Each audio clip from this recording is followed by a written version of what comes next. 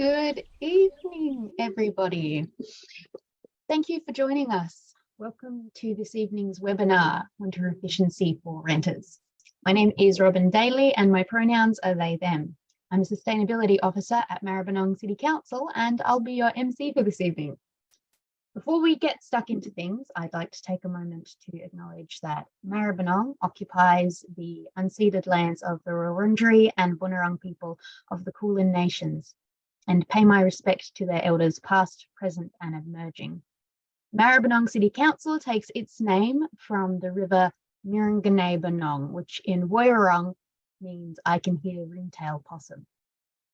We acknowledge that Aboriginal and Torres Strait Islanders have managed the lands of Australia sustainably for tens of thousands of years, and that we have a responsibility to take guidance from their practices to reverse the climate emergency. I extend my respect to any First Nations people who are joining us tonight, and I encourage everyone to type into the chat whose country you're joining us from. As a lifelong renter, I am deeply interested in tonight's topic, and I really hope that everyone walks away feeling inspired to take some action. We know that as renters, it can often feel disempowering when so much of the advice is targeted towards homeowners.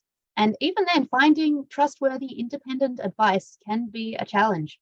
So that's why the Western Alliance for Greenhouse Action, or WAGA, have come together to bring you this series of 10 workshops over the year for free from the experts at Renew, who have been providing independent advice for over 40 years. WAGA is an alliance of councils, including Brimbank City Council, Maribyrnong City Council, Melton, Moonee Valley, Hobsons Bay, and Wyndham City Council. And we couldn't be happier that you've all chosen to spend your evening with us. This is the 4th installment in the series. And if you didn't manage to catch the earlier topics, which include buying green power, all electric homes, and energy in the community, then you can check back on your local council's website to find links to the recordings. And if you love what you see tonight and want even more free advice, the council's websites should also have links to register for the future events. The full program will include topics like EVs, batteries, and the summer edition of tonight's program. Tonight's session will be recorded for your viewing pleasure at a later date, but only the video and audio content from the speakers will be captured and made available after. So don't let that stop you from shooting off all of your questions and wonderful conversation in the chat and Q&A. For those of you in the audience who aren't familiar with Zoom, the chat function is at bottom left-hand side of your screen. Simply click the icon to use the chat. That's where we're going to store all of our lovely conversation. If you have any questions, check out the Q&A function, which is just next to the chat button. Please send all of your questions focused through here, and at the end, we'll have a allotted amount of time to get into them and really start some good discussions. You can also upvote the questions by pressing the thumbs up button. If at any point this evening you require assistance from our lovely tech support crew, just click the raise hand button in the middle of the bottom bar and someone will help you out. Now that that's all out of the way and we're all very comfortable using the chat function, I'm going to chuck it over to our host for this evening's webinar. Dean Lombard is a former social worker and an energy specialist who's worked on issues such as energy efficiency, fuel choice, consumer protections, hardship assistance, and community energy projects. He's interested in helping people and communities take control of their energy needs and make the system work for them. So without further ado, I'll hand it over to you, Dean. Thanks, Robin. Hi, everybody. Great that you could all make it. I'm also coming to you from the land of the Bunurong and Wurundjeri people in West Footscray, also in a slightly cold and drafty rental house. So I think a few of us are on the same page. So I'll just start my slides and I'll give the presentation about energy efficiency, focused on what renters can do, and save up any questions for the end, and we'll have a big discussion at the end. I always find that the questions, the Q&A part is like the most interesting and most useful part of the night. So let's see lots of questions and spend a bit of time there. So I will share my screen, which is that one there. And we can get started. Great. So what I'm going to cover tonight are these things. First, I'm going to talk about actually how we use energy in the home, because this is actually fundamental to energy efficiency. And, you know, these winter sessions are all about how do you stay comfortable in the most efficient way possible to avoid spending too much money to stay comfortable. So that's looking at energy usage really helps to start with that. And then we'll talk about thermal performance, which is about the biggest appliance that you own, the biggest appliance that you have, which is the house. The house is sort of an appliance, and how the house interacts with heat that's in it makes a difference for everything. Then we'll talk specifically about heating and all the challenges around heating and what the best way is to keep warm using heating appliances, given the constraints that you may be under. And then the last section we'll talk about hot water and other stuff that's also important, that also can cost or save money, but is probably less significant than heating. So firstly, energy usage in the home. And we often, we use energy for the things that it gives us. We don't really care about gas or electricity in themselves. It's all about what they can do for us. And here is a chart, a pie chart of the average Australian home and how much energy it uses for these different things. Melbourne is probably a little on the colder side than average in Australia, but this is relatively accurate for Melbourne, because you'll see that heating and cooling are sort of lumped together, and colder areas have more heating, hotter areas have more cooling, but it often balances out in terms of the total quantity. And you can see here why we mostly talk about heating and then hot water, because heating and hot water are the two biggest sources of energy use in typical homes. Refrigeration is a big one. Lighting is actually probably smaller in a lot of homes than this chart shows, because this chart's a few years old and we've generally got more efficient lighting these days. Other appliances altogether, they make up a bit of a chunk, but you can see that that's a lot of stuff lumped into that one chunk. And cooking is not really that much.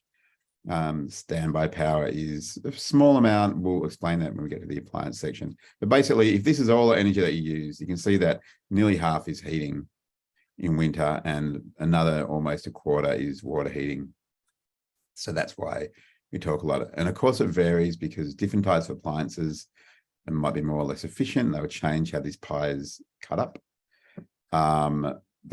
Obviously, the climate that you're in, and we're probably mostly in Melbourne, so our climate's fairly similar. And just the lifestyle that you have, if you're out of the home more or in the home more, if you're home during the day more, home at night more, like all that sort of stuff makes a difference. If you've got a pool, that's heaps more because the pool pumps use a lot. But this is a pretty good general typical sort of guide, and it's good to keep in mind when we're thinking about how we're using energy. It's good to sort of get it when we're thinking about, can I use energy more efficiently? It's good to get a handle on, well, am I using it efficiently already or am I not? Am I spending more than is sort of typical, say? And also, am I spending more than I can afford? And those two things don't necessarily go together. You might be using about a typical amount of energy and it's still unaffordable. That's unfortunate, and that's a problem for a lot of people. But it's good to you can get a sense of your energy use by looking at your bills. And a lot of us get email bills now, not paper bills, but this information is still generally on the bill. This is just a sample bill from the Energy Made Easy website, which is an Australian government website. And it just shows the different parts of your bill, and these parts of the bill will be either on the first page or the second page, varies a bit. You'll have a section that has all your account details, what you owe, what you've paid, any discounts or rebates that you might have. There'll be some information about what sort of plan you're on for electricity or gas, whether you get a concession. There'll be contact details for your retailer, your energy retailer, and for your energy distributor. The inquiries and moving home on is your retailer. That's who you actually buy the electricity off, or the gas. The faults and emergencies is your distributor, which is actually the company that owns the poles and wires or the gas pipes that go to your home. But some of the more useful parts of the bill are the sections showing your usage and or your greenhouse emissions. It usually shows over the last year. And you can see in this, it's in this one down here, it's this column graph where the higher the column, the more you use. And it's a good way to see how your usage varies across the seasons, because we use a lot of energy for heating and cooling, the time of year makes a big difference how much we use. So that's good to get a handle on. And here you can see, like, May through to August is the highest usage. Sort of, this house is using more energy for heating than for cooling over the summer period. So that's good to know, and you can see how much it varies. The other useful one is this, which shows your energy usage per day. It normally says, and it shows right here, it shows where this graph is, what your energy usage per day, though this one's electricity and it's 13.7 kilowatt hours. And this shows what's typical for households of a certain size, right? So according to this chart, and this is based on the area that you live in, so it's different for different areas, but on this one, it's like, oh, one person house in this area typically uses 10 kilowatt hours a day. A two-person house uses 14.6 kilowatt hours. So these people, 13.7, they're sort of sitting in between 1 and 2 people. So if that's a one-person house, they might be using a little bit more. If it's a two-person house, they might be using energy fairly efficiently. If they're a 3 or 4 or 5-person house, it looks like they're using energy pretty efficiently. So that's where it can give you a bit of a guide to how well am I doing with my energy usage. And if you want to get if you're a bit more interested in finding out how you do compare to similar households in your area, you can actually go to the Energy Made Easy website, and you can see it written up there, just energymadeeasy.gov.au.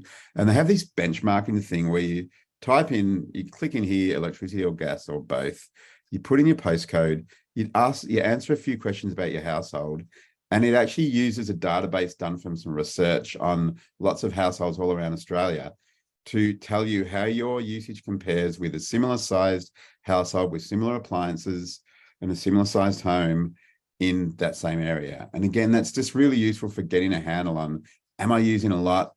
Am I using a little? Because if you're using a lot more than average, then you might think, well, it might be that you have a bit of room to reduce. If you're already using less than is typical, that might be where it's like, well, maybe there's not so much I can do. So it's good to, it's just sort of can orient you to how much potential you've got to save energy and save money. So I do find that really useful to share with people, just so they can see. This Energy Made Easy is a national website that's also about helping you change energy retailers. But for that change in energy retailers function, it doesn't actually cover Victoria. You need to go to the Victorian Energy Compare website. And this is just useful if you're, looking at, can I save money? Because obviously reducing usage can help you save money, but if you can find a better price, it can also help you save money. So if you haven't tried it, check it out. You type in a few details and it will show you different costs of energy of different retailers for gas or for electricity, and that can help you find a cheaper supplier. I recently changed mine, found I could save quite a bit of money by switching. So that's pretty useful. The other thing you can do in Victoria is there's this thing called the power saving bonus. And if you just go to that website, you can apply for this power saving bonus, and they just takes a few weeks. The Victorian government basically pays you $250. You've got to have your name on the bill. It's once per year. So if you've claimed it before, I think before June or something last year, then you can claim it again. That's just what the government is doing to try to encourage people to use this website to find a better energy retailer. So, if you want to save money, that's a great way to save money on your bills. They just give you money, and you might also find a cheaper retailer. So that's very useful. I recommend it to everybody. So that's basically the thing about how we use energy, how it compares to other houses. Now let's look at the actual house. Obviously, if you own a house, you can do a lot more with the physical house than you can when you rent. But even when you rent, there's a fair few things that you can do. So let's have a look at what we call thermal performance. And this is about heat loss in winter, because basically you put heat in your house and how long it stays in the house depends on how much gets out of the house. That's the basic thing. It's basically like if you put water in a bottle and it's got some little holes in it, the water will slowly leak out. If they're big holes, it'll leak out faster. Heat does the same thing. So it's good to understand where you lose heat. And this little chart shows for a typical sort of weatherboard home, which I know is pretty common in Melbourne. A lot of it goes out the ceiling. That's why ceiling insulation is really important. And if you've got ceiling insulation in your rental property, you're sort of pretty lucky because a lot of them don't. I'm sort of hoping that some more strict rules will come in for rental properties requiring insulation. They've started doing that in a few other states, but it really makes a difference. I know in my rental house, there is ceiling insulation, and I find I get a lot more value out of my heater than I did at my last place that didn't have ceiling insulation. We also lose it through the floor, especially if you've got a wood floor, through windows and through walls, basically everywhere. And exfiltration, which is basically drafts through gaps. So we can do different amounts of stuff about this stuff. Like I said, ceiling insulation, you know, if you owned a house, it's a no-brainer to put it in. If you're in a rental and you haven't got it, if you feel like you've got, you know, a good relationship with the landlord, maybe you could talk to them about it. I know that that can be pretty complicated. People often don't like to make too much of a fuss because they might be worried about, you know, how long they can stay or whether the rent might go up. So, you know, you need to figure out how you feel, how comfortable you feel about that for anything about asking your landlord. But I've known some people who've had good conversations with good landlords, and there are a few good ones out there about some of these energy efficiency upgrades. And in some cases, they find they can save a lot of money that can even, you know, make it worthwhile if there's a small rent increase. So that's something to think about, but it can get a bit complicated to work that out. If you've got solid brick or stone, and stone's not very common in Victoria, though there's a few around Footscray. Solid brick is more common. You actually lose a lot less through windows, through walls if you've got solid brick, but they can actually soak up and store heat in summer, which might be uncomfortable. But for winter, those solid brick walls can be pretty good because if you're heating, the heat sort of stays in the walls for longer. Windows is really important, and it's one that renters can do a bit about, and that the new changes to rental law are actually making some more requirements on window coverings, which helps. So I'll get into windows in a bit, but first I just want to take a little detour into home ratings. There's this whole system for rating homes, and it's really based on new homes and how homes are designed. But I just like to share this chart because it shows the difference between like a typical existing house, and a lot of rental houses will be 3 stars or even lower, versus a relatively new home, and a home built in the last like 10 years is supposed to be 6 stars. And a new home built from sort of next year onward will be 7 stars. You can actually see this is just however big the pile is how much energy you need to keep the house warm and to keep the house cool. And you can see the huge difference it makes. And this is why we talk about thermal performance first. And even though there's a lot less that you can do when you rent a house, there's a few things that you can do to improve thermal performance, and anything you can do to bring this down helps. And look, you know, there's probably quite a few rental houses around that are sort of 10 years old. There's probably a lot more that are about 20 years old, and a 20-year-old house should be 5 stars, which is in between these two. So if your house is built in the last 20 or so years, you're already a little bit ahead because the building standard was a bit higher than previously. The old places, like the place I live in the 1930s, is much more like this sort of thing. The other thing I want to talk about is the residential efficiency scorecard. This is a thing that the Victorian government developed to measure the energy performance of an existing home, as opposed to that other star rating, which is for new homes based on design. And for a while, and I don't think you can do it anymore, a few years ago, there were like free assessments of this for rental homes, and I got one because I wanted to try it out, and I found it really useful. The guy who came and assessed my house, my rental house I was living in Footscray, found a whole lot of things that I could do to improve the performance of my house a bit, even though I wasn't able to, like, you know, build stuff or, you know, change walls or windows or that, or put insulation in. So he identified a whole lot of things. So if you feel secure about being in a place for quite some time, it might be worth spending a few $100 to get one of these assessments, just to find out what you can do to best sort of improve the house yourself, because there's stuff like window coverings and maybe outside shading that you can do yourself if you are confident you've been in a house for, you know, several years. Or there's a few things that you might, you know, be able to talk to a landlord about. So it's probably not for everybody. It involves having a bit of money, but it could be useful. And there are there may be a few places around that do them cheaply or free for renters. So that would be worth checking out if that's around. But even so, this sort of shows all the things, you know, your use of hot water, the type of heating and cooling system you've got, the type of window coverings, all this stuff makes a difference to how the house performs. And yeah, when you do these scorecards, I give you this whole little brochure that says everything. In the ACT, they're bringing in a standard for rental properties that requires a certain rating on this scorecard. That's probably coming in the future at some point here. I'd be surprised if it doesn't. So that will be a great help to us renters, that there's a standard performance for rental properties. Slow and steady improvement, hopefully. I'm showing this slide because one of the things that renters can most affect is actually what happens through windows. And windows are a huge source of heat loss.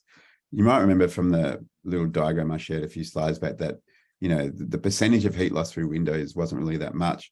But given that windows occupy so much space in the home, it can actually add up to quite a bit. This is an image from a thermal camera, which measures the heat coming through the house.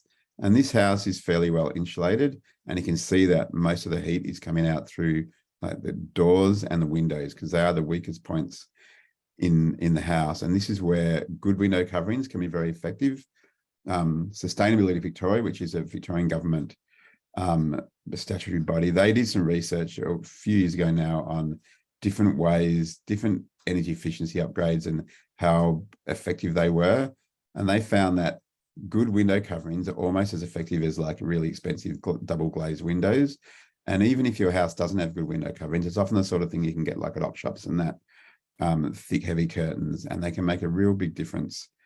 And some councils, and I know the City of Maribyrnong is one, actually has these energy efficiency kits that include a thermal camera, which can help you identify the parts in your house that do leak. So I'll just throw quickly to Robin if you want to fill us in about the those kits that you can get from the libraries in Maribyrnong.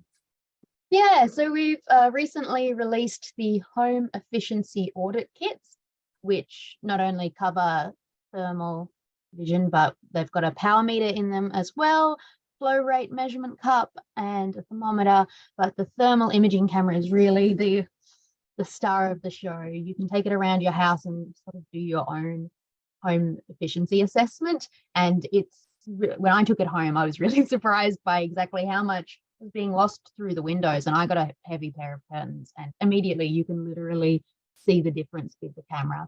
So if you visit any of our libraries or pop online to reserve one of these kits, they are available to the public in Maribyrnong, and I believe Hobsons Bay also have a kit available. If you're in one of those council areas, you know, definitely get in touch with your sustainability officers and with your council. They're really popular. Definitely recommend getting one out.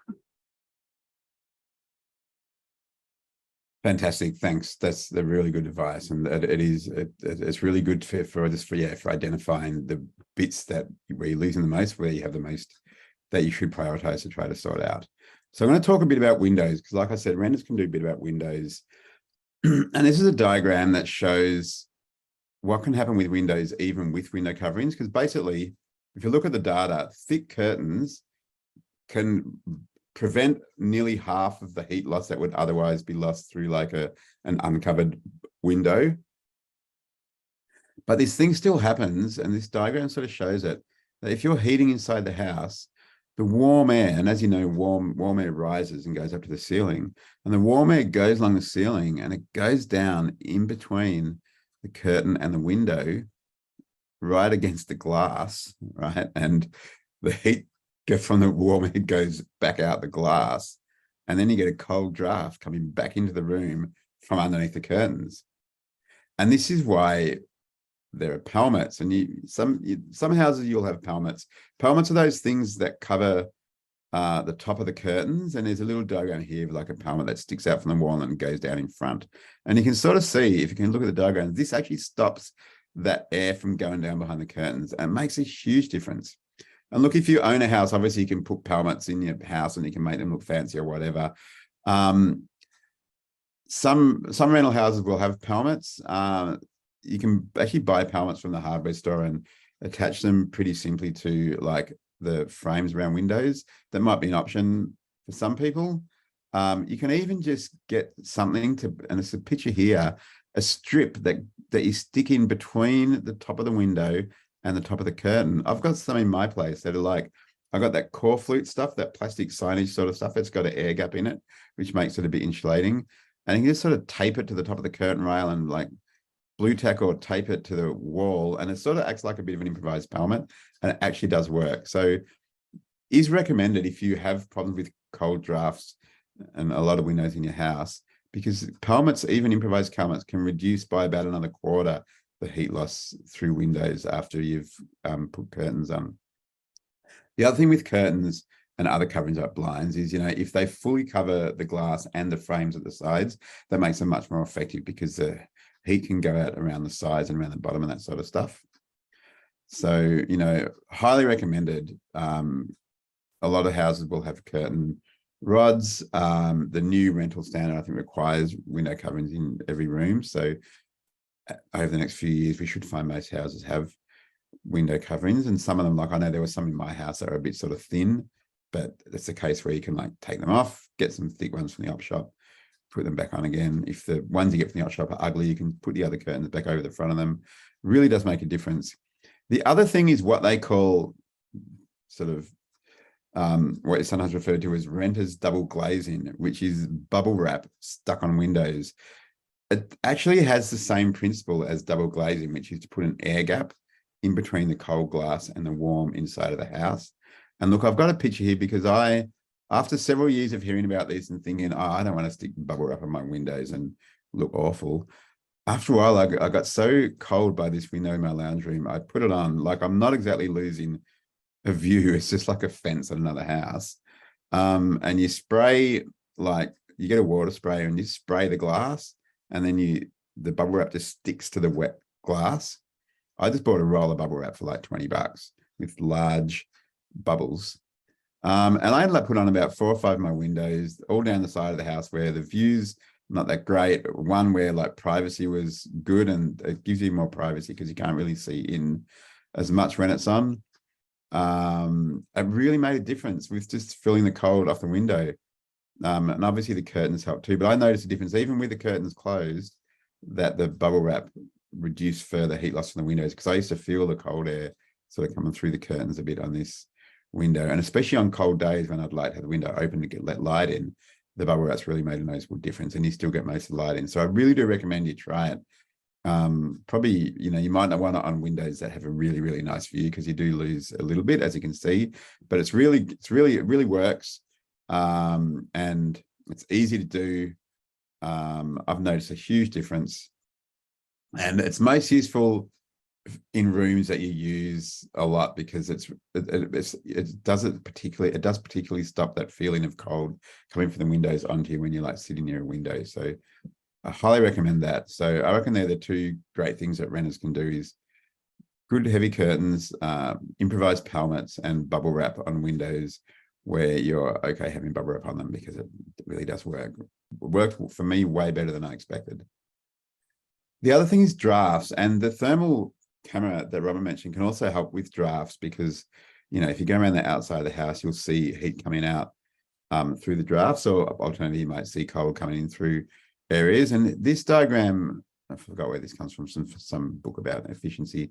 It shows all the places that you can get drafts, and like it freaks you out a bit. There's so many, it's just like everywhere.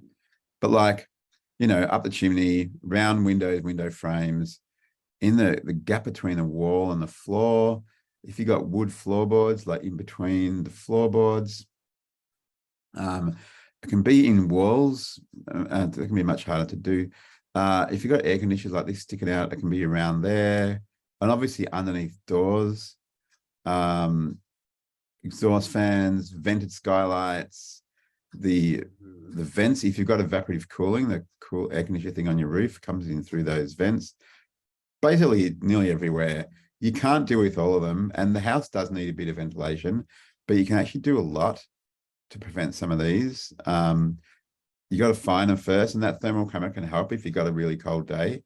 You can just walk around the house with bare feet, and you'll feel drafts blowing along the floor. Some people use like a candle or an incense stick, because the smoke from it, you can see it blowing in the wind because a draft will make a bit of a breeze through the house. So obviously be careful carrying flame around, but like that's where incense is pretty good for doing that. It's really worth doing. Like give us, put some time aside and find out where the drafts are mostly happening. And if you cover like the most obvious ones, the ones that make the biggest impact, that'll take you a long way to it.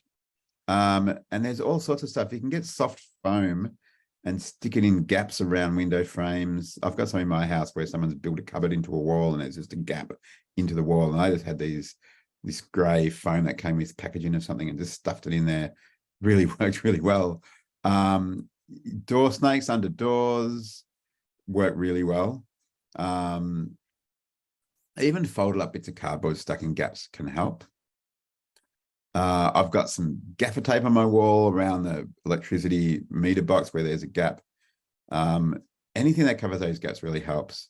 If you've got this evaporative cooling thing on your roof and you've got vents in your ceiling, cover the vents with a bit of cardboard or core fluid or something during winter, because the heat that you heat the house with will go out those vents and out, leave the room basically. You can't do much about exhaust fans because you need exhaust fans. And look, a lot of houses have these vents around the tops of walls. They're not the worst for drafts because drafts is partly about taking the heat out, but also partly about feeling the cold air blowing on you. And you don't really feel it so much from these high vents. And those vents are really important if you have an open fireplace or any sort of wood heating, or if you have any gas use in the house, gas heating, gas cooking, because as you're probably aware, gas can put sort of carbon monoxide into the air, and if it builds up, it can be dangerous. And that's what these vents are for. These vents really were in houses since they started having, fireplaces in them, and are retained for houses with gas. If you've got no gas appliances in your home, you can cover up these vents, but it's really important to make sure that you've got no gas because it can be dangerous. If you've got gas, it's dangerous to cover them up. So that's an option. And I often see advice around covering up these vents. That's why I like to make it really clear that only if you don't use gas or wood heating. If you've got timber floors, rugs can really help with the drafts coming through the gaps. And one opportunity, there's a government program, it's called the Victorian Energy Upgrades Program, and I'm sure some of you have experienced it. Someone comes to your door and offers to change your light bulbs or shower heads or whatever. This is actually a sort of government program. So it is legit if you check that they've got the right ID and that they are actually from the program. They do draft stopping as well. I had them come to my place and they put draft stoppers around my front door, and they put one on the bottom of my front door. It didn't cost me anything. It's okay to do in rental houses because it's removable. That was great. So that's one to do as well. But if you're sort of handy, you can buy sort of felt strips or rubber strips and do a bit of draft stopping yourself around doors, and it's usually removable. And I do recommend that if you can, because stopping drafts makes a big difference. Typically around 20% heat loss can be prevented by draft stopping. And if your house is particularly drafty, then it's sort of more. I also wanted to briefly touch on thermal mass. This is often a consideration when people are building houses, and this picture obviously is from a house being built. But if your house has a concrete floor or solid brick walls, it's what we call thermal mass. It keeps coldness and it keeps heat for longer because of the dense material. And you can use it to your advantage. If you've got, especially in winter, if you've got a concrete floor and you've got a window that the sun comes in through, the sun can shine on the floor and warm it up, and that holds the heat overnight. Some houses, some solar passive houses, are designed to use that function. I had a friend who his father had a place down on the coast, like a holiday house, and it was just all windows down one side with shading, the shade lit in summer, and in winter the shading was gone because it was like a grapevine or something, and the sun was going through the windows, heated the whole floor, and you needed to use a heater. It was pretty amazing. You'll be very lucky if you've got a place like that. But if you've got a big window that gets sun in and you've got a concrete floor or a brick wall, then that can be really good to use strategically in winter. And exactly similarly, in summer, that's a really important one to shade, because summer sun coming in, heating that concrete floor, heating that wall will make your house stay hot for ages. So thermal mass is always a bit of a double-edged sword. It's great when you're trying to collect winter sun. It can be a problem if you're dealing with summer sun. So that's my spiel about the thermal performance of the house. I'm sure there are some questions, so we'll deal with those in the Q&A at the end. I'm sure there's one or two things I forgot, so ask away when we get there. Now I'm going to talk about heating because, you know, all the thermal performance stuff is about, you know, the assumption that you're putting some heat into the house and you're trying to keep it in. But how do you put the heat into the house? And this is where, you know, if you own a house, you can choose and decide. And if you don't, you're sort of stuck with what's there pretty much. And there's new Victorian rules for rental properties require a fixed heater to be installed, which is a new thing. A lot of rental houses don't have fixed heating. And the new laws require a certain efficiency standard, but there's a bit of a long way to go. You know, I think that the efficiency standard that requires is fairly low, and the phase-in period for existing houses and existing leases is complicated and takes time. So there's still a lot of people without heaters. But I thought it's good just to give a bit of a talk about the different sorts of heaters and how they work, because, you know, you work with what you've got, and sometimes some houses do have choices of heating appliances, and also sometimes we're stuck with portable heating appliances, and it's sort of good to understand those too. So these are sort of listed in order of like cheapest to most expensive to run. If you've got a reverse cycle air conditioner in your house, that heats cheaper than a gas heater and cheaper than other electric heaters. In Victoria, in particular, where we've got lots of gas and where we've always had this story that gas is cheaper, and it used to be cheaper, it's no longer the case. A lot of people don't realize. I've known a lot of people who had great reverse cycle air conditioners and they wouldn't use them to heat because electric heating is expensive. And actually, heating with a reverse cycle air conditioner is cheaper than the heating equivalently with a gas heater. So that's good to know. They're 400 to 600% efficient, which sounds like it's impossible, but I'll explain in a minute how that works. And it's also lower emissions than gas heating in Victoria. Even though gas has lower emissions than electricity, these reverse cycle air cons are so efficient that they cause less emissions today, right now, than using a gas heater. And in 5-6 years' time, when the whole electricity network will be much lower emission, even more so. So these are great, and especially if your house is well insulated, because I work very efficiently, they'll just turn on and off, just, you know, on just for a bit, and the heat stays in. So the more you can, the better thermal performance your house is, the better they will work. And that's if you're lucky to have one. I don't have one of these in my house. I've just got a regular air conditioner that doesn't heat. I have ducted heating in my house. In fact, this is a photo of my ducted heating vent. And a lot of us will have gas heating, either ducted or like a console heater or one of those tall wall furnace things. Those console heaters are about 80% efficient. They cost more than reverse cycle air conditioners to run, but they're cheaper to run than using these portable heaters sort of full time. They can affect your indoor air quality. The modern ones are a bit better, but you still are burning stuff. And unless they're really well sealed, you do get some sort of particulate emissions in the home. If you've got respiratory issues, that might be more of a problem. Because you know, if you've got an old gas heater, as a lot of rental properties do, be very aware of, you know, you're probably getting some combustion material in the home, which is pretty bad if you've got respiratory issues, and you absolutely need ventilation. We've all heard of those news stories of people who unfortunately died because of a problem with the gas heater and they didn't have enough ventilation. So that's a good thing to keep in mind. But if the house is ventilated enough and the heater works pretty well, they're, you know, a better sort of, you know, second order thing than if you don't have one of these. They're pretty good. Ducted is a bit less efficient usually because you're sending it all around the house, and it depends on the condition of the ducts. I know I've got holes in my ducts, which makes my heater much less efficient than it should be. They heat the whole house. They can often overheat the house. Anyone who's got ducted heating knows that. If your house is really uninsulated, you'll spend a fortune because the heat will just go out the ceiling. If there's decent insulation, they can be okay, but still pretty expensive to run. But they do keep you comfortable if you can afford it. So that's, again, you know, not ideal, but sort of, you know, these ones here, these portable electric heaters are the most expensive because they work just by making a wire hot, by putting heat of electricity through it. If you don't have decent heating, that might be all you've got.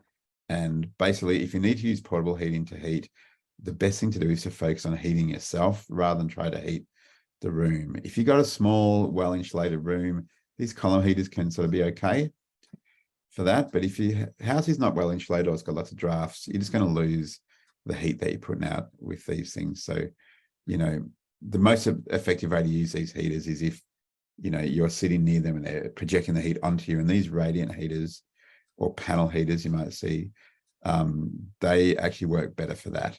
Renew actually has a heaters buying guide. So if you have a look at Renew's website, renew.org.au, it's got some good information about different sort of heating available for different purposes, different types of houses. I just wanted to show this chart about the gas ducted heating versus reverse cycle air conditioning. This is basically the cost of the same heating energy from a gas ducted heating system versus, or a gas console heater versus a reverse cycle air conditioner. This is based on modeling that Renew did. So this is just to sort of go, if you've got one of those reverse cycle air conditioners, it's probably the cheapest way to heat your home. It might just be in one room, so you might need to strategically sort of heat that room, but that is the most effective way.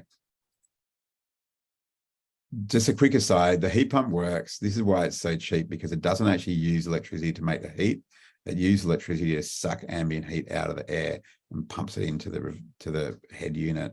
It's actually, this works the same as a fridge, but backwards. So I was a bit disbelieved when I was first told that these put out more heat than the energy they put into them, but it's true because it uses this extra energy from the air. So they are worthwhile if you've got them. So that's basically the intro to the appliances. And look, ask more questions in the Q&A if I haven't explained something well, or if I've overlooked something. General heating tips. It's best to just, you know, to save money on heating, heat the rooms that you're using and not the ones that you aren't. That's often like living areas more so than bedrooms, depending on if you spend a lot of time in your bedroom or not.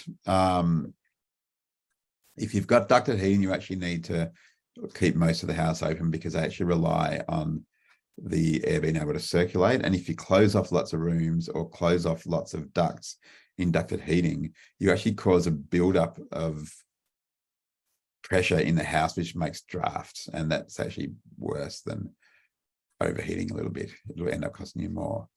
Also, the thermostat, you know, it's good to make sure your thermostat's protected from drafts because that will change the way the heater works. If you've got a thermostat with ducted heating, you can even build a little cardboard sort of thing around the thermostat to keep drafts off it if you've got it in a drafty spot. And if they're in hallways, that's often a drafty spot. In bathrooms, a lot of people ask about bathrooms. Bathrooms is the one place where these resistive radiant heaters are really good because the typical bathroom is you've had a shower or a bath or something, you get out, you're wet, you're going to be dry in 10 minutes. You're not going to be in there for very long. If you've got fan heaters or like in my bathroom, like a ducted heating vent, that actually blows air around, and moving air, even when it's warm, moving air cools you down a bit. And if you're wet, that cooling effect is multiplied. So the best types of heaters to use in bathroom is something that just radiates heat at you while you're standing there, getting dry or doing your hair or whatever. So if you've got one of these strip heaters in the bathroom or one of these in the ceiling, you know, they're actually, if you make sure that, as long as you don't leave them on by accident, because they draw a lot of energy, but if you're just using them for 10 minutes, it doesn't add up to very much. If you leave them on accidentally for 3 hours, it'll cost you a lot. But they're really good for bathrooms. And the other thing is, if you've got ceiling fans, most ceiling fans have a winter setting that spins a fan backwards, and that helps to push the warm air down from the ceiling to mix it with the colder air. Because basically when you heat the house, it's hotter at the top and colder at the bottom because hot air rises. So the ceiling fan on a winter setting helps to mix the air. You want to have it on low speed so you don't get a draft, but it actually works really well to get better use out of the heating that you've got, especially if you've got high ceilings. And look, a lot of houses don't have ceiling fans, but if you're lucky enough to have one with them, it works really well for this. The other thing, and this is especially useful for people who've got drafty houses or badly insulated or don't have good heating, or are really trying to save a lot of money from heating because you have got a low income or something, is, you know, while heating the room, heating the house might be like, you know, the most comfortable way to live. In the end, you need to keep yourself warm. and you can sort of heat yourself instead of the room. It is particularly important for poorly insulated or drafty houses. You can get these electric throw rugs that can wrap around you, a bit like an electric blanket, but designed to wrap around you. They're great because, I mean, they work on that resistive heating technology that's not so good in a heater trying to heat a room. But if you're just trying to heat yourself, it doesn't need much electricity and it keeps you quite warm. I don't have one, but I've got some friends who've got one and they just rave about them. They love them, sitting on the couch watching TV or whatever, or sitting at the office working from home in their home office. You can get these sort of floor pads as well that you plug into heat. Similar thing, you put your feet on them, they warm you up. They have a low energy usage. If you've got a working from home sort of thing, a low power radiant panel heater or fan heater under your desk can help, especially if you turn it on and off, or if it's got a thermostat. And of course, warm clothing helps, and that's just a reality for houses that are drafty. Comfortable warm clothing, if you can find it, is really helpful, and just means you need to use a bit less heating. Heated mouse mats, if you're on a computer all day, like a little heated floor pad, that's a mouse mat. Keeps your hand warm. I just find gloves work well enough, like fine fingerless gloves, but you know, whatever you like. Hot water bottles and wheat bags, people use, sometimes take them to bed. They do work pretty well because they're a source of heat next to your body, helps heat your body up. There are safety issues with both of them that people really need to be aware of. Hot water bottles can burst and cause serious burns. It's recommended that you replace them every 12 months. You must make sure that the tops are screwed in tightly and that the washer is on the cap so that it won't leak, and take extra care when filling them up. It's often recommended to not put boiling water in them, but to heat the water to about, 60 degrees or 70 degrees or something instead. Wheat bags, again, if you overheat them, they can actually spontaneously combust, burst into flames. So that has caused some serious injuries in the past. Follow the instructions, don't overheat them. The other bathroom tip, actually, if you got a hairdryer, if you warm your body with a hairdryer and then put your clothes on, you're starting, clothes keep the heating. That actually keeps you warmer from the start. That's also recommended. So that's, in all this personal heating stuff, is like, keep your body warm and you're sort of ahead. I'm nearly done here and we'll go to the quick Q&A, but the heating's the main thing to stay healthy and comfortable. But the other stuff that uses money is other appliances and hot water, and hot water's a bit more so in winter. So I'll go quickly over a few things you can do with hot water and other stuff. Now, obviously, again, if you own a house, you can buy the whiz-bang awesome hot water system. And when you rent, you're stuck with the 30-year-old one or whatever your house has. But basically, hot water uses energy to heat it. So reducing your hot water usage not only saves water, it also saves electricity or gas. And I mentioned the Victorian Energy Upgrades program where people come around to your house to give you free stuff. One thing they do is water efficient shower heads. They work pretty well to reduce your usage. Some of them use like a third less of the water than a regular shower head would use. The building standard for quite a while, the plumbing standard, has mandated efficient shower heads, but an older home might not have them. So you'll absolutely save money by using a water saving shower head. A lot of them are adjustable to, a lot of them still feel it's pretty much similar to a regular shower head. Some feel a bit less pressure. So the cheaper ones that you get from the people going door to door are maybe often not quite. I've got them and I'm happy with them, but for some people it might be worthwhile for you to buy a more expensive one from Bunnings or something that gives you better sort of feeling, a better spread of water. The thing about these is if you're a bit handy or you've got a handy friend, it's very simple to self-install and remove and take with you when you go and put the old one back on. You need to know what you're doing with like sealing the joint and all that sort of stuff. But if you've got someone who can help you, or you know how to do it, or you've got a local handyman who can do it, it's a pretty easy thing to do in a rental house, to switch it over and switch it back when you leave. Take it with you, especially if you've bought a more expensive one. But also just thinking about how long you shower for. I mean, we love standing on the shower for a long time when it's cold. But, every minute that you're under the shower takes a lot more electricity or gas to heat that water. I don't remember where this modeling came from, but like, you know, showering for 1 minute less every day can save sort of 20 to 50 bucks a year. This was done with, I think we're new to this modeling a few years ago for Melbourne. So it actually all adds up, especially if you've got a few people in the house. So shorter showers does make a big difference. I said already water saving shower heads, they can, save water and energy by 50%. On other taps, again, aerators, if you unless you've got really old taps, they have these aerators, they have a little thread you can screw aerators into. You can buy them from Bunnings for like 10 bucks. And they're similar to a water saving shower head for your tap. They make the water still come out at a usable sort of pressure, but they use less water. And they will save you hot water if you're using hot water in the tap a lot. The other thing, which I did at my last place, is the insulation on your hot water pipes. Because when you finish using the hot water, the water sits in the pipes, it slowly cools down. If you use it, you have 3 showers after the other, it sort of stays hot. But if you then don't use hot water for several hours, the water goes cold. The plumbing regulations for years have required insulated hot water pipes, but some places don't have them. My last place I lived in had a whole lot of outside hot water pipes running along the wall and up over a post and that, all uninsulated. I got this foam similar to this stuff from Bunnings pretty cheaply, wrapped it around all the exposed pipes. It made a noticeable difference in how much longer my hot water stayed hot before it went cold. So that's another good one to do. You'll save some money if you've got accessible hot water pipes that are not insulated on the outside of your house. For other appliances, if you're buying a new appliance or even a secondhand appliance, if they've got the energy rating sticker on them, it is usually worth spending a bit more money getting a more efficient one.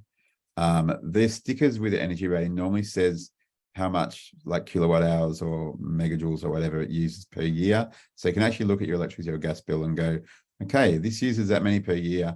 The other one uses this many per year, multiply it by the amount that you get charged. You can actually figure out how much money you'll save each year by getting the more efficient one. I did it with a fridge about 10 years ago. I used a power meter similar to the ones that Robin was telling us about that you can get in the kit from some of the libraries. I used a power meter on my old secondhand fridge. I was astonished to see how much electricity it was using. It was costing me about $300 or $400 a year to run this old fridge.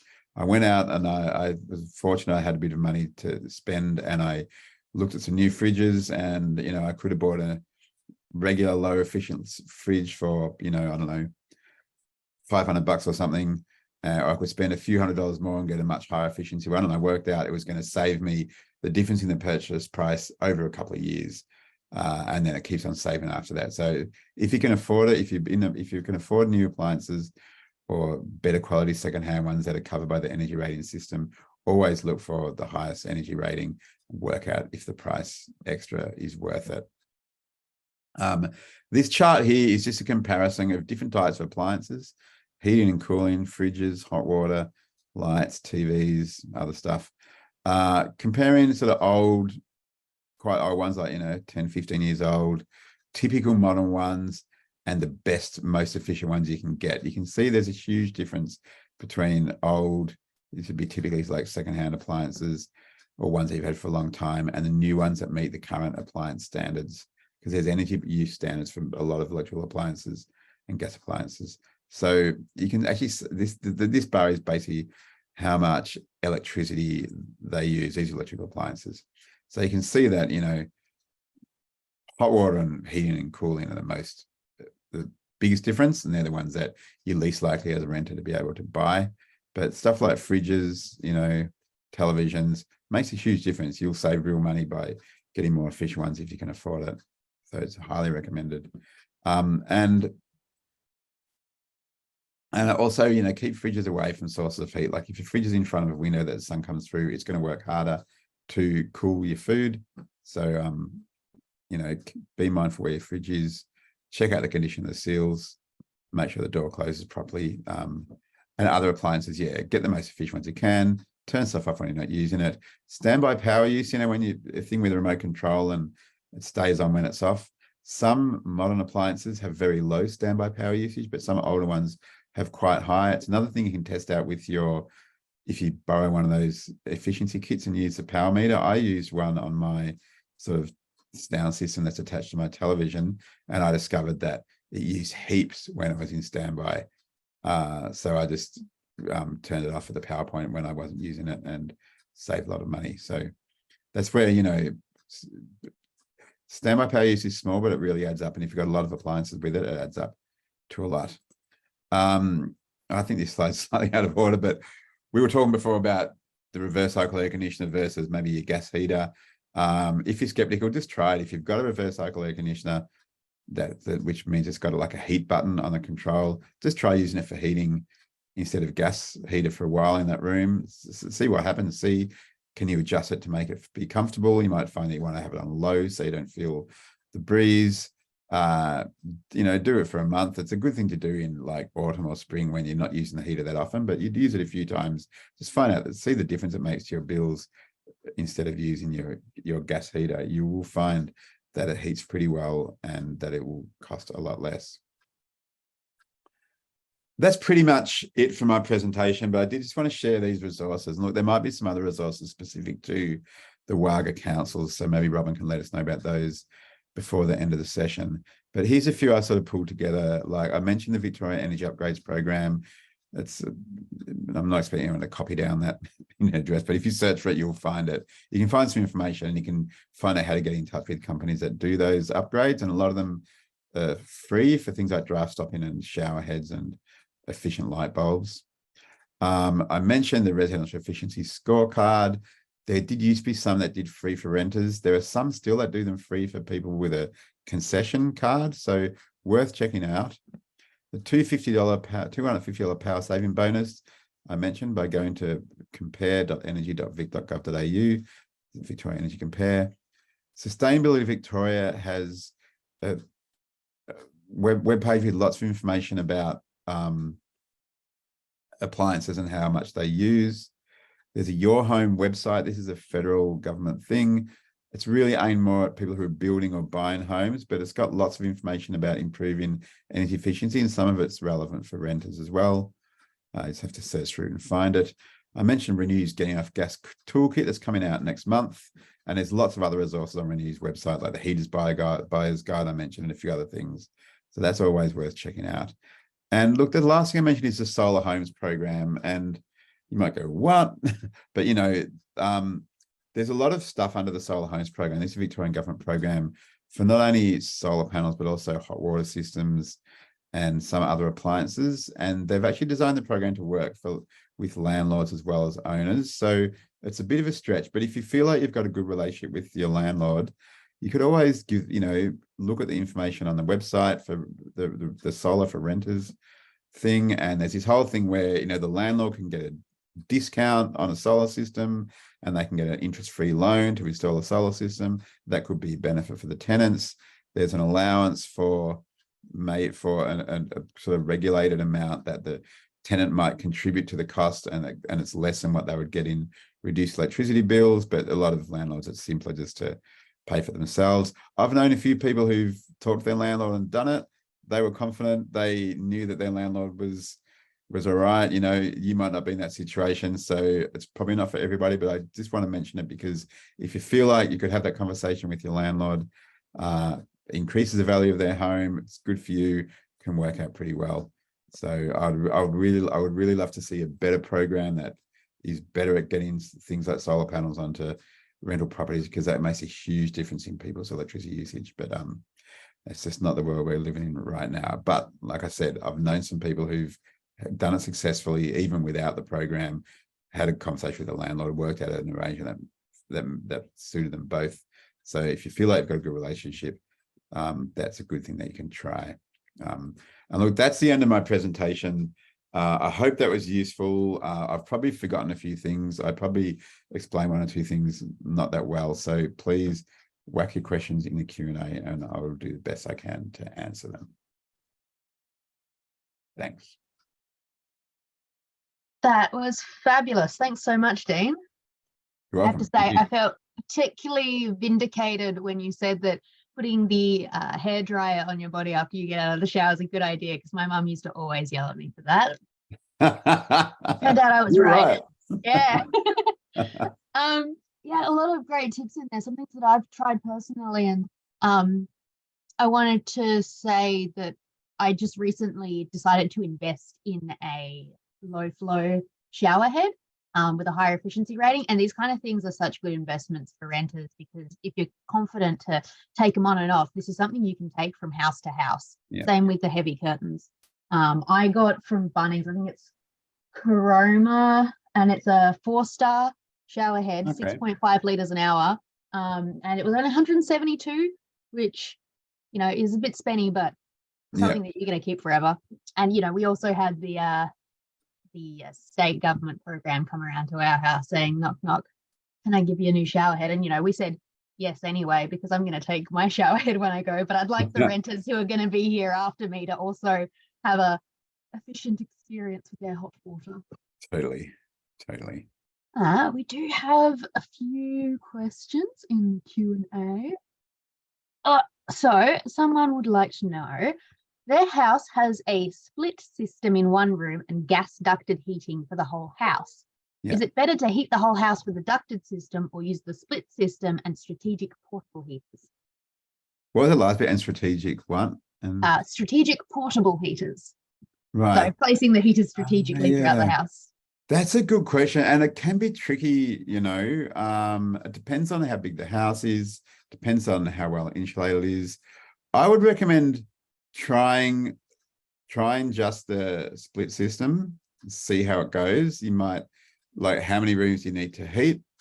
Often we don't really need to heat all the rooms. I know in my house, I'm like, I so don't need to heat all the rooms. So you might try that. That might work. You might find that if you just need to use, if you can mostly use a split system, and then you might need to use a portable heater for like an hour in a room somewhere, then it's probably cheaper than using the ducted all the time, because they are really expensive to run. Even when they run well, they are expensive to run because they're putting so much heat everywhere. So it is hard to work out sometimes. If you've got a good handle on how much you use with the ducted, how much it costs, then you can try it out for a while and see how it goes. I often recommend people try in the in-between seasons this stuff. Like, you know, if you can look at your bills from, I don't know, autumn or spring, which is when you're sometimes using the heating and sometimes not. And that's often the time when ducted is a bit overkill in those seasons, right? Because, you know, if it's just a bit cold in autumn or spring, you really might just need the heater on for a couple of hours just in 1 or 2 rooms, and the ducted is way overkill. So that's often a good time to try it out and just see, and realize it's really got to be trial and error, unless you want to sit down with a calculator and you bill and work out how much electricity it's using and that. So the best way is to try it out and see. The benefit is if it's not working for you, you can always turn the ducted back on again, and then you can see how it goes. And you might be surprised, sometimes the right combination of more strategic heating, a bit warmer clothes, a bit more attention to draft, something can make a big difference. And certainly if your house is well insulated, then the ducted heating will often make your house too hot. And the reverse cycle air conditioner with a bit of support from another heater might well work well, because what happens over time is the temperature in the house equalizes. So it's worth a try. Yeah, I think for me, thinking about it as that the maximum efficiency is always going to be heating the body, and thinking, you know, am I going to be in my hallway and my laundry or bathrooms? Do I need to heat those rooms? My strategy is just to heat the lounge room, the kitchen, and then got one of those electric throws which goes over the bed at night. You can set the timer so you don't set the house on fire. Yeah, that's always good. And it's, you know, it's wonderful if you've got cats. They're very attracted to it. Extra body heat and that extra thermal mass really helps. So yeah, I can endorse just getting a bunch of cats. We've got another question here. Have you heard of any good news stories of renters convincing a rental provider to replace gas storage hot water with a service with a heat pump? I don't think I have. I've heard a few good news stories about replacing a gas heater with split systems. Hot water, probably not so much. And one of the complexities with that, and we talk about this in the webinar that we do for homeowners, is that it's often hard to get heat pumps at short notice because they're not very common. I've spoken to a few people who were really mad keen to get a heat pump when their gas system broke down, and then the gas system broke down, and then the plumber came out and the plumber's like, I can stick another gas system there this afternoon, or you can wait a week and a half and I'll get you a heat pump. And in that situation, when it's without hot water, they ended up getting, a few of them ended up just getting gas again because they didn't want to go without hot water for that long. So that's hard, and your landlord might find the same issue. I mean, if you feel like, you could have the conversation, it's always good. One of the things is, though, heat pump hot water is still pretty expensive. We generally recommend it for people buying, or like renovating or building, because electricity is getting cheaper, especially if they got solar, and gas is getting more expensive. But for a lot of people, actually, a gas instantaneous hot water, that's when it just heats the water as it flows through, can end up being the cheapest. We don't normally like to recommend using gas a lot, because gas has carbon emissions, and we eventually have to get off gas. But you might actually find that if your landlord replaced a gas storage hot water system with gas instantaneous, you're actually doing pretty well in terms of cost to run, because they're actually pretty efficient. They're almost there's in some ways they're more efficient than the electric storage hot water system. It's just that the electric heat pump storage ones have lower emissions, and the cost ends up being similar because of the high efficiency of the heat pump. So yeah, haven't heard any good news stories about that, unfortunately. Not yet. I think, looking forward at how the standards are changing, I think as well for solar, it can be easier to take that route and making the sale to your landlord and saying, eventually this is going to be required. So yeah, and look, it's probably going to change in a few years too, because 10 or so years ago, reverse cycle air conditioners were really expensive.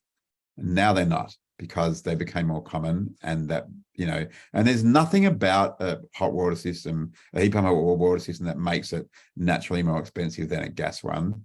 It's just that they're less common. So the economies of scale aren't there. So certainly in a few years, it'll be a very different story. I've got a few more questions popping through. I rent in an apartment building. I want to convince my body corp to provide recycling bins, green bins, increase water temperature, as I have to run the tap for about a minute before the hot water starts flowing. Consider installing electric chargers in garage and solar panels. That water temperature one, would that be something that we could help with a bit of insulation around the hot water? Yeah, that does sound more like the if it takes a while, if the water is hot enough but it takes a long time to get there, then that's probably about the insulation of the pipes or the distance to the hot water unit. If it's got centralized hot water, there might actually be not much you can do with that, because even with insulated pipes, you do lose temperature in the water in the pipes. That's one of those things. People in really large houses, like I'm talking about ginormous houses, will often have two hot water systems if they're using storage, because it localizes more to the areas where the water is. So I'm not sure about that one. Small instantaneous ones closer to the apartments might work better, but that sounds like a big thing. And body corporates, that can be a whole world of pain, right? So unfortunately, that's a bit of a tricky one. You can try, you can talk to them about it. I mean, it's obviously an issue. If you've got to run the water for 5 minutes to get hot, that's a pretty serious issue, and it's wasting a lot of water.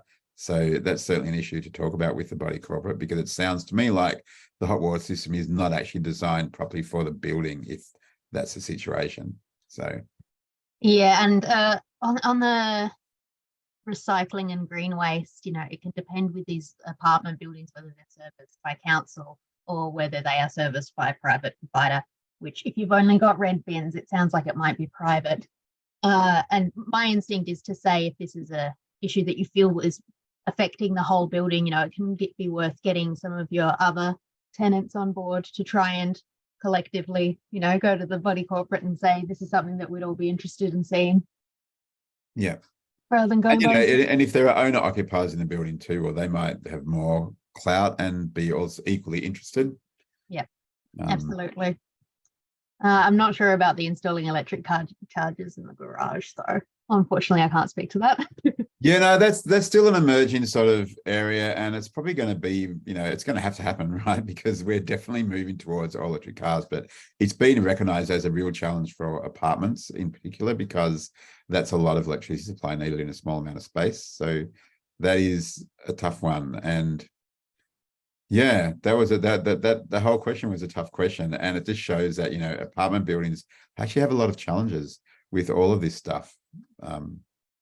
Yeah, I guess in some ways it's lucky because you are getting to retain more heat from, having the boxes stacked together. You're not losing heat out from so many sides, but certainly there's those True, there were swings and organization-based challenges. Yeah. Another question here.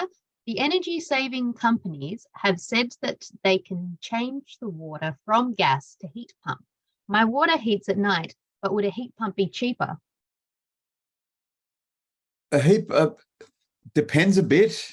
If your water heats at night, is it electric? If the water heats at night and it's electric, it might be on what they call a controlled load on an off-peak rate overnight. That's not so common in metropolitan Melbourne, but there are certainly places, it used to be more common. There are certainly places that do still have it. A heat pump, if it's also on the same heating at night thing, that would be super cheap. But even if it's not, okay, so if your heating at night is electric, then a heat pump will be cheaper to run than running that. Probably cheaper to run than running that even on the night rate, because the heat pump doesn't take that much electricity to heat the water. It works on the same principle as a reverse cycle air conditioner, where it uses ambient heat from the air and the electricity just runs a compressor. So they're typically 400, 500 to 600% efficient. So they're often like 3.6 kilowatts. That's the power usage of the heating element that's a power that 3.6 kilowatts is the heat out into the water, and that's sort of pretty typical for hot water. I can't do the maths in my head quickly, but a 500 or 600% efficient heat pump hot water will use probably less than 1 kilowatt energy in. So you actually save a lot. You're using a third or a quarter or a third or a quarter or so of the electricity that the overnight resistive heating one would use. So that will probably be cheaper. If it's a gas one, well, it will be unlikely to be heated overnight. So I'm assuming it's electric. So yes, probably will be cheaper. If the energy companies are replacing it I didn't know if it's gas, it's still likely to be cheaper than running a gas one. Heat pump is a similar cost to running a gas instantaneous one. But yeah, if you've got the overnight one, heat pumps will be cheaper. If they're offering a deal to do that, then that's likely to give you cheaper electricity. Sorry if that answer was a bit convoluted. I was trying to work it out in my head as we went along. No, that's useful. I like to sort of see the workings so I can figure out how I can do that in the future. Someone's asking what was the name of the toolkit? The Q&A disappeared. So Maribyrnong libraries now stock the home efficiency audit kit. So it's HEAK. I wanted to call it the home efficiency audit toolkit, but a library in Hobart has already stolen that because then it could be acronymized to HEAT. So it's home efficiency audit kit. So in that we have the thermal imaging camera, the power meter, flow rate cup, and the thermometer. I'll say something cool about the power meter is that if you've got your bill on hand, which is telling you your tariff, and sometimes I get my bills from Amber and they'll tell you how much CO2 is attached to your energy use. The power meter will actually also calculate your CO2 emissions, and they'll automatically say this is how much this is costing you an hour, a day, a year, which is really useful. Brimbank and Hobsons Bay also have similar kits. If you search for home efficiency on their websites or thermal, just in their search bars, then something will come up. And these are toolkits that more and more libraries around Melbourne are offering. I definitely recommend getting in to make the reservation while you can, because they're very popular. Yeah, and I do too, because I haven't used a thermal camera, but I've certainly used a power meter in my place several years ago. They're pretty simple to use. You plug them sort of in between the PowerPoint and your appliance.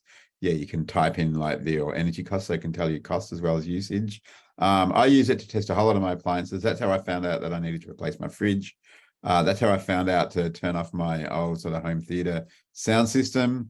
And that's also how I found out that my other, I don't know, my hi-fi or something, I didn't need to worry because it wasn't using very much. So it's really useful because, you know, we've only got limited bandwidth to deal with all this stuff. If you find out that one of your appliances uses barely any standby power, so don't have to worry about it, then you can relax and not worry about it. And that's as good as finding one that does use a lot and that you got to do something about, you know? So Yeah, really do recommend it. absolutely. I accidentally bought a phone charger that I thought was glow in the dark, but it actually has LEDs shooting through it constantly, so you can't sleep in the same room as it. And I thought this thing must be chewing through power. It's so bright and just constant. But I plugged it in and it was actually using almost an unreadable amount. It was so small. Yeah, no, phone chargers use not much generally, and LED lights, like they hardly use anything. That's why, you know, it's really worth buying LED lights. I mean, you can get them from the free Victoria Energy upgrades. I got mine through that, but I bought some as well. Even though they cost several times more than, you know, the compact fluoros, they use so much less electricity. You can actually almost pretty much stop worrying about leaving lights on. The one lighting thing to remember is if you've got those down lights, if they're halogen, they cost a lot to run. If they're LED, they don't. So that's something to keep in mind. A lot of people find those downlights are too bright anyway, and often people use sort of lamps and that sort of stuff instead. So that's sort of not bad advice actually. But yeah, good to be aware of those because especially a lot of houses built in like the 90s and the 2000s, they often have like 100 of them or something on their porches and in all the living areas, and they really can cost a lot to run if they're halogen. So Yeah. And I definitely, you know, recommend if you can get them for free, doing that. Well, we had them come over twice to install all the LEDs, and they did all my lamps as well, which was really nice because again, you get to take those with you. yeah. Another question here. Would you cover the air conducts with the air conducts with bubble wrap rather than cardboard? The air kind of, you mean like the vents for the air conditioning duct. Right. Yeah. Yeah, I don't know. Maybe. I mean, what you really want is to stop the air moving and to have the air gap. So yeah, no, I never thought of that, but bubble wrap probably work as well. Yeah. Yeah, I haven't tried the bubble. Even cardboard works. I mean, blocking the hole is the most important thing. Adding the air gap in whatever you block the hole with adds a bit more value. So yeah, look, bubble wrap can do that. Cardboard. When I put bubble wrap in, I had a vented skylight in my bathroom because the bathroom didn't have a fan, and I had some electrical work done here because we had an electrical problem, and they had to rewire the house, and they put a fan in that bathroom. So I put bubble wrap over the vented skylight because it was no longer needed because it had a fan, and that worked quite well. And actually, that's the other thing. When the people who do the draft stopping and that, I had some people also come around and they put fan covers on the exhaust fans. They installed it themselves. It was free, and basically, we sort of mentioned before, the exhaust fan is really a hole in your ceiling, right? It lets air through. It's a gap in the insulation. They put these special covers on the inside of the ceiling. They just pull out the fan, they stick it in and just put it back on. And it's got little spring-loaded like flaps. And when you turn the fan on, the air suction opens the flaps up to ventilate. And then when the fan turns off, it closes again. And I've actually noticed a difference in those because I had a fan in my place and there must have been a gap around the roof edge. And if it was windy, the fan would just sort of spin by itself a bit like this because of wind blowing through the thing. And since they put these things in, it doesn't happen. So yeah. Yeah, I've seen those before. I was interested in getting those in because they again sort of seem like something you take and replace. Yeah. And I think if you want to get really fancy, there are ones with humidity sensors in them as well. Yeah. But they sort of install in the house. So they're the sort of thing that, you know, like I had no issues getting these installers to do it, even though I'm renting, because you can't even really see them once they're in, but it's a bit more complicated to take with you. So Yeah, absolutely. And no, anything you can do to help improve the warmth of the bathroom. Yeah. So someone else has just commented about that energy scheme for the vent covers. Yeah. Will it help to save more energy by running the gas water heater in a lower temperature?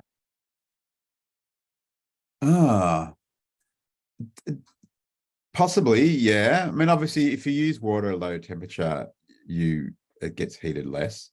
It's a bit complicated because storage water heaters have to heat water to a certain temperature for safety to prevent Legionella bacteria.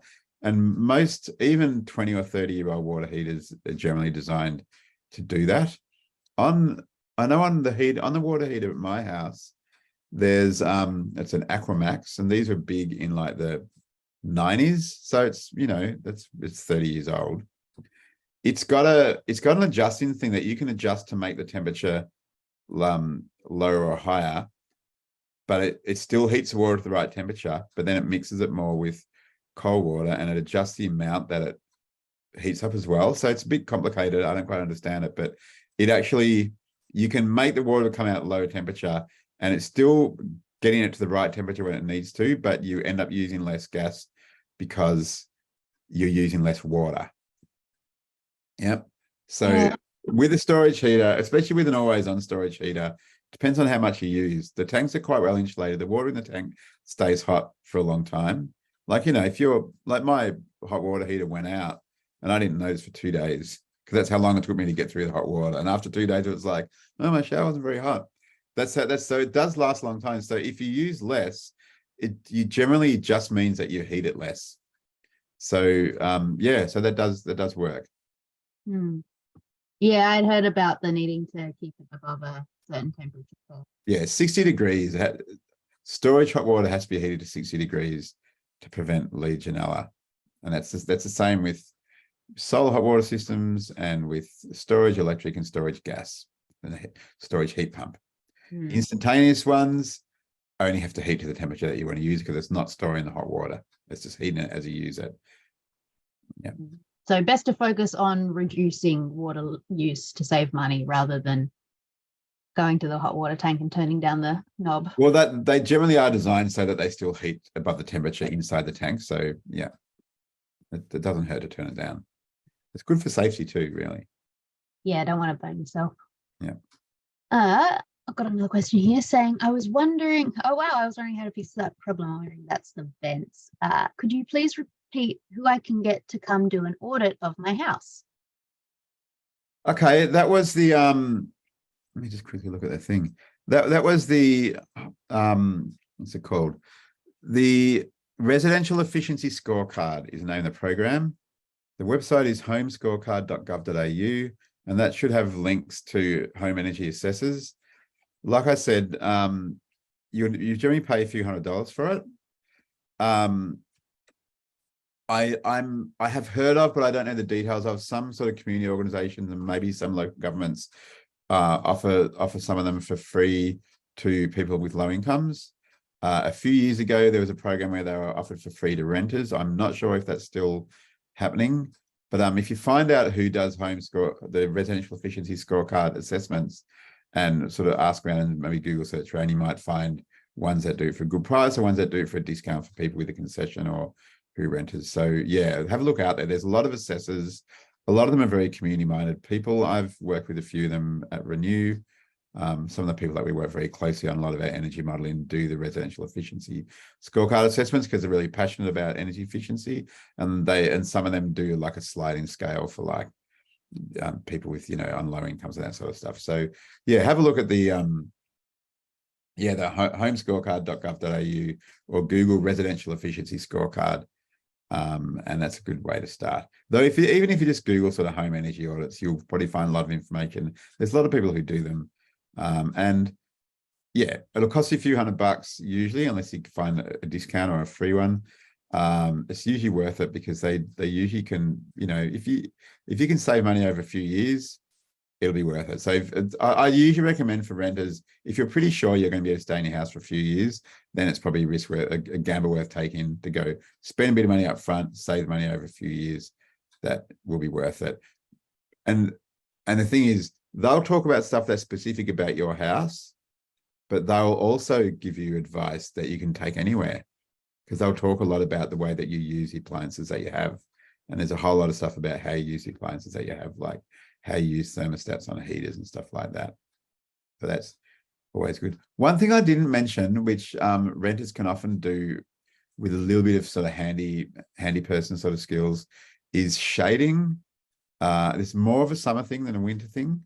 I know I've got a few windows in my house where in summer the sun just shines right through, and because of the way that the house is constructed on the side, there's places I can like attach like a shade cloth.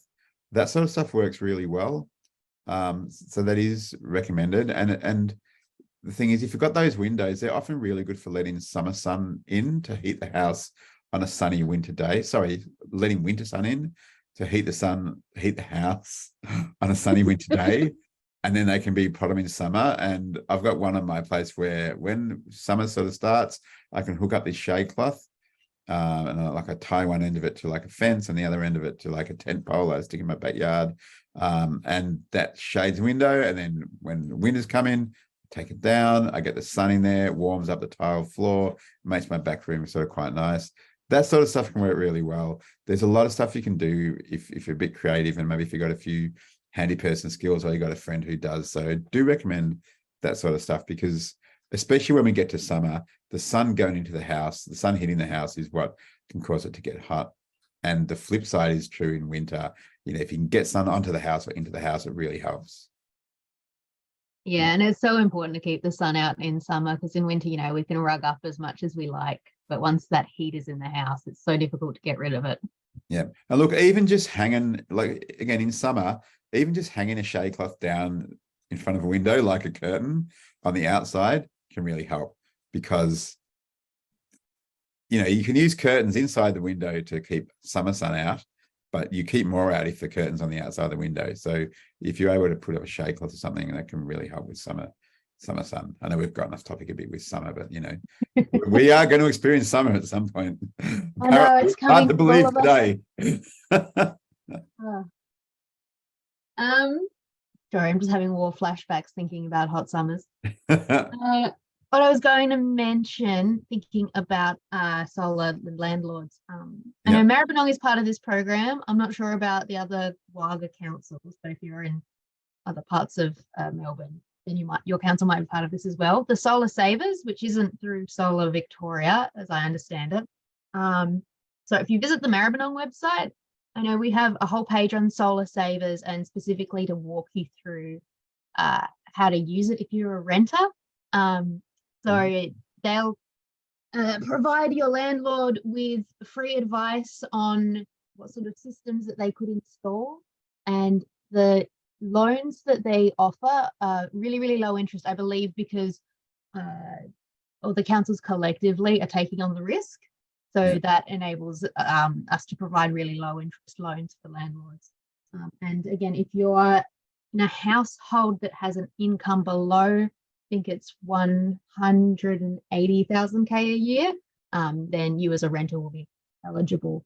Now I'm imagining being a really, really cool advocate and going through, hopping from property to property, being like, yes, I can go and contact my landlord and make him install solar. The next people who rent here are going to benefit off of that. So if you want to get in touch with the program, it's Solar Savers, and we do encourage people to try and bother their landlords about these things if you feel safe to do so. Yeah, and look, you know, someone asked in relation to something else before, you know, have you heard good news stories? I've certainly heard some good news stories about people who got their landlord to install solar. It does happen. As Robin sort of said, it really depends on how comfortable and confident you feel. And, you know, I know as renters, sometimes we feel a bit anxious about asking for stuff because we're worried about rent increases and security. But, you know, if you feel confident and you feel secure, and maybe you've got a good relationship with your landlord, then it's certainly a good thing to worth trying, especially when there's programs like Solar Savers and the Vic government sort of solar for renters as well, that will give benefits to landlords doing sort of stuff. Yeah. And, you know, maybe they were thinking about installing it anyway, and they've just gone, oh, it's too expensive, I don't know who to go for advice. And it might be the little thing that pushes them over. I have lived in an apartment, in a house with solar before, and it was amazing. The money that we saved up over summer paid for the winter bills, which was. Yeah, it makes a huge difference. It's actually, you know, like if you own a place, it's probably the most cost-effective thing you can do to bring your energy bills down. That and ceiling insulation. So that's, you know, we can hope. Ceiling insulation. Do you think that are there ways to install that as a renter if you just climbed up in your rental cavity? Look, I've done that before. I've had experience installing insulation many years ago when I lived in a house that was owned by my former partner. So there are some safety issues with installing insulation. It's not illegal to do it yourself. It's people do it. You need to know what you're doing. Inside a roof can be a dangerous place, especially if there's bad wiring, and that can be an issue with rental houses. You know, a lot of rental houses have pretty old wiring that can be unsafe. So that's definitely, you know, I wouldn't generally recommend people install insulation themselves unless they really know what they're doing. I only did it because I knew what I was doing, because I learned how to do it.